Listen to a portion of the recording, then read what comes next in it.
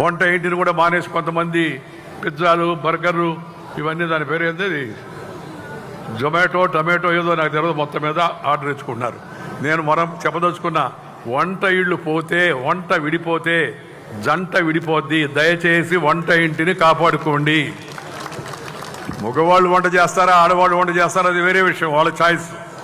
దాని గురించి మనం పెద్ద అనుకోవాల్సిన అవసరం లేదు. ఎందుకంటే మగవాళ్ళు కూడా వంట చేసిన సందర్భాలు ఉన్నాయి. నలభీమ పాకం చరిత్రలో మన యొక్క పురాణాల్లో నలభీమ పాకం, దాన్ని మించిన పాకం ఇంకొకటి లేదని చెప్పని మనకి మన పురాణాలు తెలియజేస్తున్నాయి.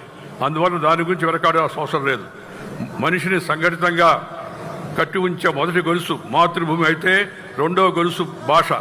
మనిషినే కాదు తరాలను సైతం కలిపే గొప్ప శక్తి భాషా సంస్కృతులకు ఉంది. అందుకని భాష పోతే శ్వాస పోయినట్టే అనే విషయాన్ని గమనించుకొని అందరూ దయచేసి మన మాతృభాషను కాపాడుకోండి. మొదట అమ్మ భాష, ఆ తర్వాత పరాయి భాష. ఇంగ్లీష్కి మనం వ్యతిరేకం కాదు, ఇంగ్లీష్ కూడా నేర్చుకోవాలి, ఇంగ్లీష్ కూడా చదువుకోవాలి, హిందీ కూడా చదువుకోవాలి.